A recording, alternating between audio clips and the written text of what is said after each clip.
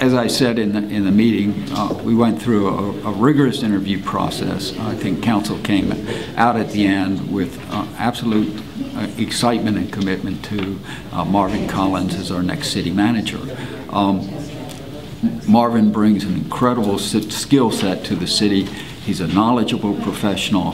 He listens well. He's a data-driven decision maker. He's respected by the people he works with. He respects others, and I think for the city of Williamsburg, he'll be a terrific match as we move forward into the future. Has his undergraduate and Masters of Public Administration degree from Appalachian State University. He's worked in North Carolina, so he's familiar with the types of school systems and things that Virginia has. His current position is Assistant City Manager in Fort Myers, Florida. He has terrific experience working with departments, with personnel, but for us, I think one of the most important things is he's worked very broadly with their economic development efforts in a tourist-based economy.